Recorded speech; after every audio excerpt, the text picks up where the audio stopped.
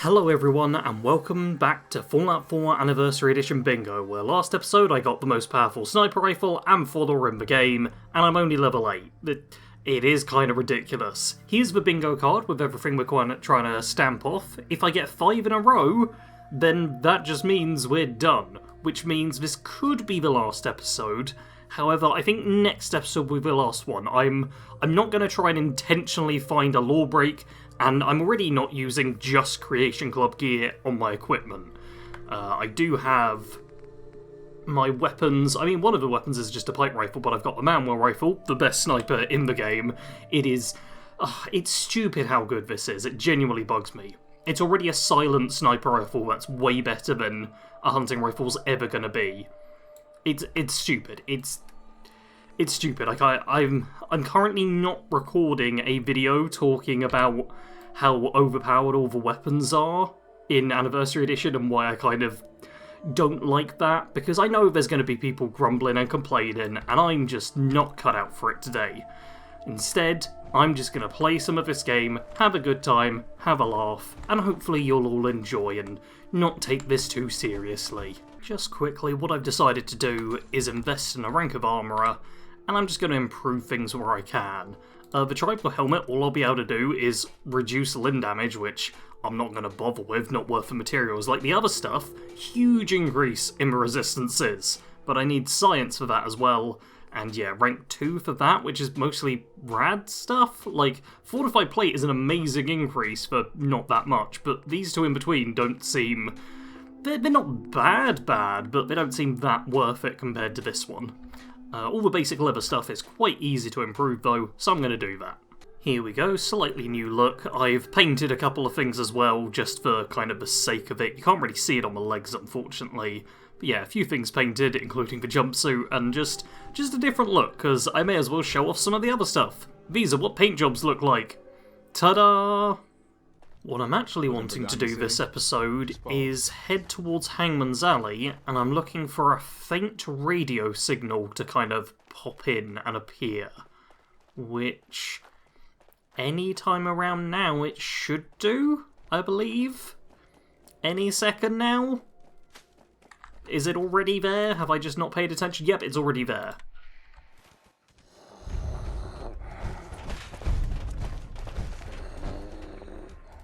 Okay, good, that is the radio. I panicked for a second it was a mutant hound, but... Can you hear that? I'm probably going to have to boost that a lot in the edit, but... Now it's telling me... Oh, what am I doing? Oh, no, I don't want to get that. That's not what I care about. What I care about is Tunnel Snake's Rule. So now we've got to locate the origin of the faint signal. I wonder if it's down here. So yeah, we're heading into this place, which to be fair is somewhere I never go to when normally playing Fallout 4. Like, I'll walk past here, that's like a little encounter hotspot. Down there's Hangman Alley, obviously there's Diamond City and the mutants around this way. But down here, in the Fens Way station, I never really come down here, so... I don't know if they've actually changed the interior at all, or if they've just added stuff. I also don't know what the power armor's doing. It kind of has a mind of its own, literally. Down we go, and I don't think it matters. Okay, door's chained up, so yeah, it does matter which way we go. We go the only way we can, which is down here. Lost. Taking down a couple of bloat flies, and okay, just a little bit of looting. And then we go into that place, which I'm guessing they actually just added this area in? Because that makes sense, you know, getting yourself an extra way, and it feels weird having such a small little location here, and then immediately being sent through to another location. Apparently we don't need to go very far to find this place. Also, okay, that's why I'm detected her. There we go. Oh, and a feral ghoul there. Let's just... There we go, double tap you, and oh, a feral ghoul there as well. Man, that's actually doing me some real favours. Like, it's not good for the accuracy and getting the hit chance up. I've actually just been working on a build that's supposed to be a VATS build, but there's several times where I just use VATS and then I'm like, yeah, I'll just fire manually instead. That's gonna work better. Because I can aim my shots, whereas Vats is like, you're probably gonna miss. Oh, that one, though. Yeah, that's not gonna work for me. Oh, I won't even show up in Vats anymore, but yeah, that's a few things cleared out right away. And let's see if there's anything behind here. Because this is a quest called Tunnel Snake's Rule. So anyone who's played Fallout 3 will be aware of what we're looking for here and, you know, what sort of bingo cards might be covered. Lovely. Oh, blast. Oh, come on. Okay, all good. And looks like this will give me a nice side entrance to things. That's helpful. Oh, so many rad roaches. Like, so many of them. Is this a Fallout 3 reference? There just being tons of rad roaches? Because that feels like a Fallout 3 reference to me. Jesus. Yeah, there's just so many of them. We should also have... There we go, that's the ghoul. Oh, slightly tough ghoul. And here we are. No, not... Okay, Scanners let's... detecting sentient life. Alert level elevated. Perimeter Let's come on. detected. Oh yeah, here we we will see the Sentinel power armor do a great job just killing stuff. And once again, does not need the power armor on it. That's all like aesthetic, does nothing to help it as far as I'm aware. I'm not sure if any of the effects could be helpful for it, but what we care about is Tunnel Snake's outfit. Yeah, this right here is the Tunnel Snake's jacket, which unfortunately the Fallout thing doesn't show you it. I will be stamping off item from a past Fallout game though, which means we got another thing stamped out. Look at that.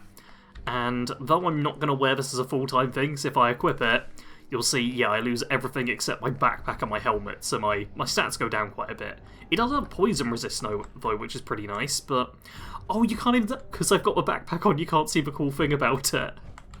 Oh, that's funny. Okay, let's take off the backpack as well. There we go, and now, ta-da! It's a Tunnel Snake's jacket. Yeah. You know what, I might actually just keep it on. Really, I should wear the other stuff, which gives me, you know, actual resistances, and which I literally just spent the time improving. But, you know, this is fine. This is fine. I've still got, like, 18 damage resistance and weirdly everything else higher, but yeah, I don't need resistances. And also the classic 10mm pistol, which I think is supposed to be from, like, the first game or something. It says classic, and this is like a Fallout 3 quest, but that doesn't look to me all that much like the 10mm pistol from Fallout 3. Like, it is chunkier than the Fallout 4 one, but it almost looks like a halfway point between the Fallout 4 and the Fallout 3 one, I suppose. But yeah, that... people correct me if I'm thinking of a different Fallout game here, but the Fallout 3 pistol doesn't quite look like this, but this is a Fallout 3 quest. I swear, maybe I need to go back and double check the Fallout 3 one, but yeah, this doesn't quite look right. But hey-oh, it is literally... Do I have a 10mm pistol on me? I don't. But it is literally just a 10mm pistol, but stronger, because... Oh wait, that's another thing! Oh my god, I can stamp out another thing, which is just an upgraded version of the standard item. Because this is literally just a 10mm pistol, but stronger. There's nothing else to it besides that. It is literally just... Oh, hey, the 10mm pistol, what if it did more damage? And this thing really does more damage. Like, seriously, this is stronger than the Deliverer. It is, once again, just strong for the sake of being strong. That's the entire deal with it. And you know what? I'm going to hotkey it properly and then be on my way, because, yeah, I don't need the pipe rifle anymore. I got a 10mm and everything. This'll all be fine from here on out. Look! So easy to kill. I suppose it is a fair bit chunkier than the Fallout 4 one. You know, it's definitely using up a lot more screen space than I'd like. That definitely reminds me of the Fallout 3 version. But here we go. We've got... AO compromised. Engaging. No, we're fine. We're fine. I'm not even a pistol character. That's... Actually, I have... Oh no, I don't have a spare perk point. I was going to say, oh, I've got a spare perk point, but no, I actually spent it for once. Yeah, let's take that, and then... is it the terminal here we're supposed to read through? Yeah, okay, I'm going to cut away because I need to cough, but then I'll read some of this, maybe. So we're starting with first week. First week of joining up with the tunnel snakes. This is freaking awesome. We can do whatever the hell we want and ain't nobody gonna stop us. Wally Mack found me. He's the top dog. Said he walked all the way from DC to start this gang up. Some of the other guys think that's a load of crap, but I believe him. Take one look at him and you can tell he's seen some shit. Tunnel snakes rule! And that right there is another thing stamped off the list. We're getting 3 stamped off in just this one quest, because that is a character from a past Fallout game mentioned.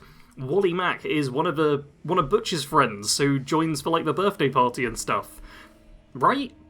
Hold on, I'm now going to double check that, because I don't want to be wrong on this. Yes, I have double checked and I was correct, he's one of Butch's friends and an original tunnel snake. And superpowers. Took up shop in the Boston subway, party 24/7 down here. One of the cars had a ton of radioactive waste. I told Wally it might be a bad idea to touch those, but he thinks that keeping them around will give us superpowers, and make us all stone cold badasses. He's so freaking smart, I hope I get super strength, and maybe x-ray vision. Hostage. Ran into another group last night. They call themselves Gunners, which we think is hilarious since their aim sucks. We took one hostage. They'll think twice about screwing with us again. Wally found a sweet pistol on him. Maybe we can trade something good for it. Man, my head is freaking pounding. Some of the other guys are coming down with something too. I hope it's not bad. Vomit.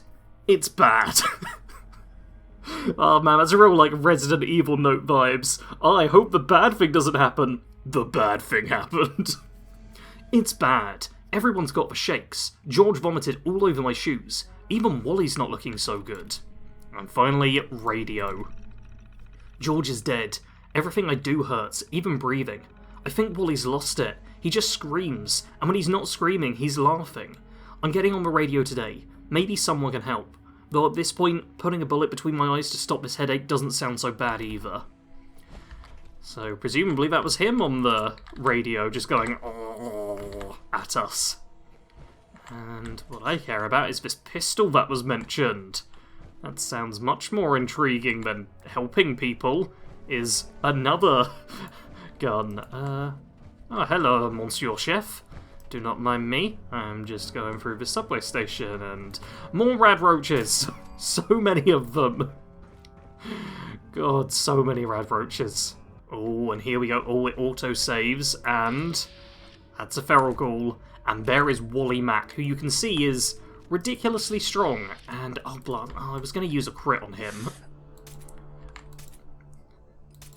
But instead, I'll just use the standard version of the most powerful weapon in the game, which I really need to learn to actually take my time with, because, once again, it is really strong. Threat eliminated. But if I just miss my shots, then it doesn't matter. Okay, well that's Wally Mack. Here he is, looking basically the same as he did in the Fallout 3. And Tunnel Snake's rule is completed. Yeah, that's going to level me up. Oh, only just though. And we get Ultimatum, which has, yeah, lots of fancy stuff on it. Be not afraid of any beast, no matter what the size. When danger threatens, wield me, and I shall see to its demise. There's a little thing there for anyone who can't read it, because even I struggle with reading that. That is very small text, and oh, that's even better angle for seeing it. Yeah, very tricky to see, but this is... I do love the skin on this. The skin is very over the top and stuff. Oh, a bullet is worth 1,000 threats, and I have 12. Wow, you have 12 threats? No, 12 bullets. Got it. Yeah, this is just, we've put lots of Fallout stuff on here. And there is so much stuff put on. But this I kind of appreciate. This is kind of stupid and over the top. And yeah, it's just a better version of a classic 10mm. In fact, if I equip that and then go, yep, that just... Wait, no, that does the same amount of damage, it just has radiation damage as well. And actually... Yeah, it looks like this is modded out worse. Ah, the muzzle brake. The muzzle brake is reducing the range on it. That's what's going on there. But I'm still going to wield it, because, you know, it's fairly good. Even with having the terrible radiation damage effect thrown on, it's still better than a standard 10mm pistol. And yet, there's more tunnel snakes in case you want extra outfits. They do take ballistic weave, which can make them fairly strong. Scanners detecting yeah, also... Alert The level radiation elevated. damage, no help with the ghouls. Like, just flat out not a smart thing for me to use against ghouls, but I'm wielding it now anyway. One last rad roach, and I'm pretty sure this'll lead us back out. Sort of Skyrim door situation. Yeah, this is back out to the front. This is where the ghouls were at the beginning.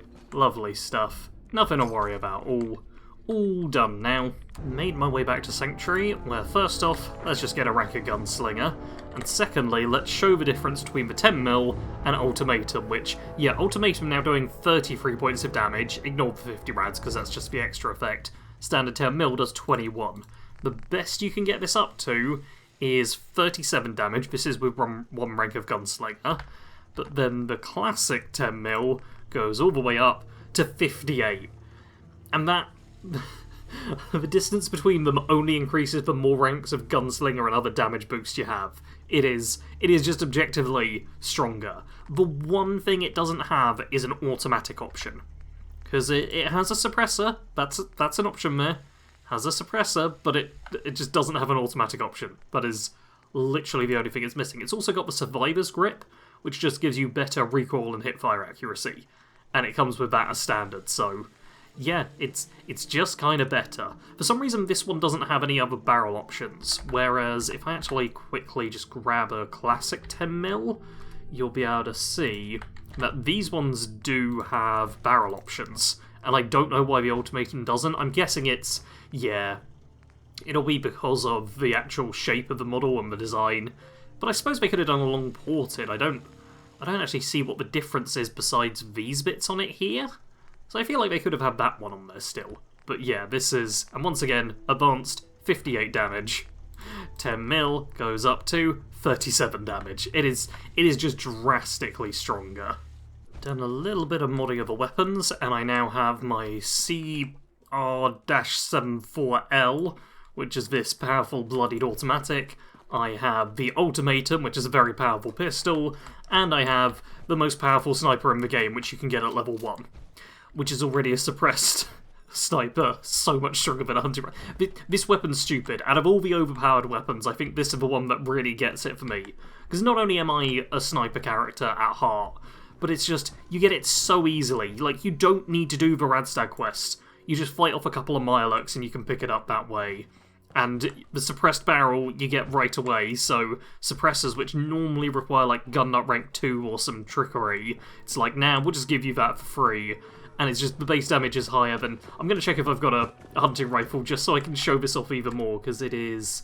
Do I even have a hunting rifle is the question? I don't think I do. I've not even found a hunting rifle, that's just... Yeah, because, you know what, I'm not even level 10 yet, so it makes sense. Yeah, before I can even get a hunting rifle, I've got this, which is drastically stronger than a hunting rifle will ever be. It's so stupid. I just spent all of my caps bar 1 to buy a little more ammo for the Manor rifle and the CR-74L, just so I got plenty of that for next episode, and I also bought a hunting rifle, just so I can show the difference. So the Manor rifle, the weakest it's going to be for me is 108 points of damage. The hunting rifle, with a 50 caliber receiver, goes up to 76. That's basically a 50% stronger than the most powerful this can be, and doing that requires changing the damage type to 50 cal. And to be clear, this is also a .308 sniper. Like, it's just better range, accuracy, it's heavier. It's heavier, and that is it. That is all that's going on here, is it's heavier. It's ridiculous. It can have a drum magazine, it's got all the sight options. This weapon is just stupid. Oh, correction, it can go down to 97 with a light frame receiver, which is only 50% stronger than the highest a hunting rifle can be with still using .308 ammo. This is stupid. You can make it automatic, but it's not really much of a sniper then. But the automatic thing I'm all on board with. The thing is, though, it goes up to 162 with powerful receivers. And this is, once again, one rank of rifleman. Yeah, it's kind of ridiculous how stupidly overpowered this weapon is. Yeah, I'm kind of glad I didn't do my sniper survival any time earlier, because I would have just picked that up and then been like, yep, everything's easy, nothing to ever worry about. rather than spend this entire episode ranting about, like, weapon design and balance and stuff, I'm actually going to start the Shrouded Manor quest, which, yeah, organised crime was a major problem in the city prior to the Great War, with many syndicates amassing large fortunes through racketeering, extortion and murder. Given the value of such loot, it would be a good idea to head to some of the precincts downtown and see what information I can find. And yeah, that's exactly what we can do, because I ran past here, like, episode 1, I want to say? Maybe the start of episode 2, and our other red roach is dead. Oh, fair enough, all the red roaches are dead. That makes it easier, I suppose. And what I care about is this terminal here. Oh, I'll take the Warren Theatre key, that's clearly tied to this, because there's not normally a key in there. And, okay, 25th of the 6th, 77. From Lieutenant Mitchell to Sergeant Callahan. Subject, Trevisani? Oh, I gotta work out what voice to do for this one. As you know, we've been trying to reach... Nope, I can't... those aren't the words. As you know, we've been trying to pin something on Louis Trevisani for a long time. He claims he's this wealthy purveyor of all silver Shroud collectibles, even going so far as to call his estate Shroud Manor. We've suspected for years it's a front, but we haven't been able to make anything stick. Then the other day we got a lead from the detectives working that missing carpenter's case. You know the 3 workers who disappear without a trace? We put their mugs all over the news hoping someone would recognise them. Well, it turns out an eyewitness saw them walking into a house a few weeks before they vanished. Trevisani's house. Thing is, if we want to pin this on him, we're going to need something a little more solid than a half-blind Irish lady walking her dogs. Cambridge PD wants to run an undercover op. We might be able to learn more about what happened to those carpenters, if we had somebody on the inside. Problem is, half the cops in Cambridge Trevisani wants dead, and the other half are on his payroll. If we're going to do this, we need somebody outside the department. Somebody clean. Yep, this is the accent I'm sticking with, definitely doing it flawlessly. I looked over your recommendations. She's a little green, but I think Officer Isola is the right choice. Graduated, top of her class, grew up in a tough neighbourhood. For her to make it out of that godforsaken hellhole means she's got bigger balls than anyone else on the force. Take her off the beat and set up a meeting with her tomorrow. We don't want anyone seeing her in uniform. There's a bit of a complication. With the Carpenter investigation all over the news, Trevisani's turned completely paranoid, which means he's not taking on any new crew members. I'm intrigued though by your earlier suggestion that Officer Isola plays the man's baser instincts, which might work if we make it seem like the whole relationship was his idea. One of the directors at Hubris owes me a favour. Let's hold an open audition for extras, and invite Trevisani over for a look-see. If he's really such a big fan of a show, he'll be happy to get a peek behind the curtain. My man at Hubris says the whole fake audition worked like a charm. It's going to take some time to reel him in, but at least he took the bait. The aspiring actress bit will help us with the meets too. We set her up with a job at the Warren Theatre on Saturday nights, doing plays so boring there isn't a chance in hell Trevisani will show up. Especially because he thinks she's an idiot. Watching her stumble through the classics would just embarrass him. When the show's over, head on to the dressing room. It's a fancy joint, but you don't want to stand out, so maybe wear that cheap tan suit you love so much. Use the key I sent you to open the drawer in the corner, where the actors powder their faces and leave their cigarettes. As for your girl, she's got guts. Just the thought of cozying up to that greasy bastard makes me want to vomit, but I hear she played the whole thing cool. Even had this cute little shtick about waiting until marriage, and it only made him more obsessed. She's a little naive though if she thinks a man like that is going to wait forever, but that's not our concern. Our job is to get dirt on Trevisani, whatever it takes. If it means throwing a rookie cop to the wolves, so be it. Hope you enjoyed Sarge's many accents this series. Oh, well now, how far away is it? Oh! Okay, it's not actually that far, that's nice to see. A lot of the creations are like, hey, go to Diamond City. Hey, go to the opposite end of the entire map. But this is, you know, not a million miles away. I'm very happy to head over there. Oh dear, Trinity Tower with super mutants. What a shame this is. I'm using a radiation gun against super mutants and I'm still like, yeah, this'll be fine. Because once again, overpowered weapons. These things do not really care about the strength of the thing they're fighting. It's just gonna be fine. In fact, I can probably just run all the way here, as long as nothing, like, gets the jump on me. Yeah, ooh. Okay, this is the sort of thing that could get the jump on me.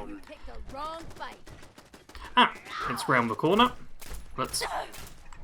There we go, and a few shots on you. Target down. Lovely. Oh, there is someone right at the top of a roof. Well, I can't be bothered to fight them, so I'm just running to the actual location. Because, yep, there's the door just round the corner. And I don't know if this is an actual place in base game Fallout 4 or not.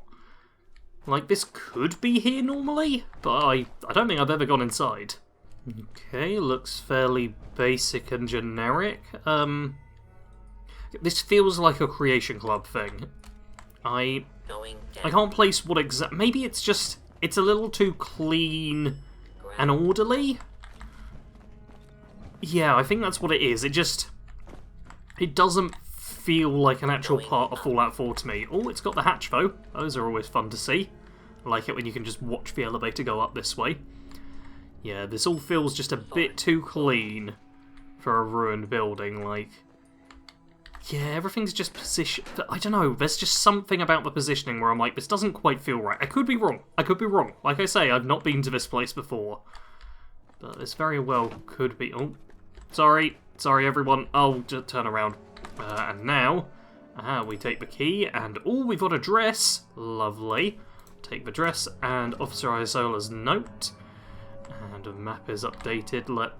I should read the... Oh! Oh, God. We got... Oh, wow. I didn't actually think I was going to kill that person, but it seems I did. Oh, yeah, you get tons of shots and VATs with this. It's such a powerful weapon, even with my terrible hit chance. Yeah, there we go. Oh. Man, so overpowered. It's so ridiculous. Let's read the officer's note first before I forget the name of it, and then we'll investigate these. Oh no, was it? I already forgot the note. I thought it was just Isola's. It's Officer Isola's note. And I think one of Trevisani's goons followed me here, so I'm gonna keep this short. I'll try and come back next week, but if you don't hear from me then, I've left the spare key to the Manor in Miss Dresser. Other than that, I got nothing else to report. I found a passage behind a bookcase that leads to Sousa's office, but the vault's locked. Whatever's inside has gotta have what you're looking for. Coupled with the stuff he's recording on his holotapes, you should have more than enough to put him away. I know Lieutenant Mitchell wants something more tangible before you move in, but you gotta pull me out now. With everything that's gone down, Trevisani's getting more and more agitated, and at some point he's gonna call me on my bullshit. There we go, more voices. Oh, it's so bad. Okay, let's take a Dirty Tan suit, because there was a reference to that and the other thing. .45 ammo is actually, very good for me to have. That's for my bloodied weapon, and... Okay, let's take the other stuff, and then password. Oh, I'm guessing they just spawned in downstairs, and yeah, that's where the power armor is. So they all just died in seconds. And then the Triggerman's note, which, oh man, this is going to take a moment to figure out the voice for. I can't remember what a gangster's voice is. Every week we stop by the theatre to see if anyone will show up. It's a waste of fucking time, but ain't no one but us left. But if we find this capo, maybe it'll get the boss to leave the goddamn vault. Staring at those screens all day has become a fucking obsession. Okay, that was the worst of the accents so far, I'm just gonna call it. God, I hope there's no more for me to do in this episode. I just want to make it to the place, that's all I want to do. Okay, apparently Shroud Manor's all the way back here, so I'll be able to go from Beantown Brewery and make my way around. But I'm gonna save that for next time. For this episode, I will be calling it here. We got a lot of progress, and one thing I want to point out is I'm in all Creation Club gear now, but I did use a pipe rifle at the start of the episode.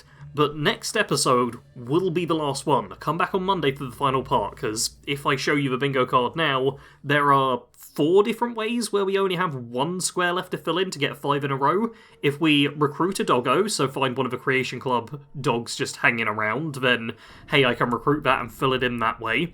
If there's a law break, we can fill it in that way, and I will say I'm very strict on the law breaks. It has to be actually, like, flat out this breaks something. Like, if the master is just suddenly here and very canonically dead by all accounts, I'm much stricter on that than a lot of you in the comments, I am aware.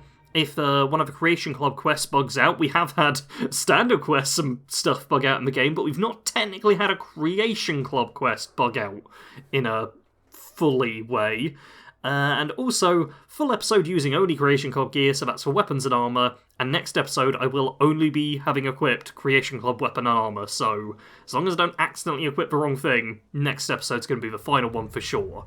So, if you're looking forward to that, make sure you're subscribed to the channel. I will also be having more Fallout 4 challenge runs afterwards. I'm not sure yet if I'm going to do like another thing in Anniversary Edition, or start uploading the special survival like charisma perks only, which is pre-Anniversary Edition, but I've got all of those pre-recorded, so I need to get them out at some point. Either way, subscribe and you'll see them when they're out. Hit the like button if you enjoyed this video, share your comments in the thoughts below. Fine. And as always, thanks for watching. Sarge out.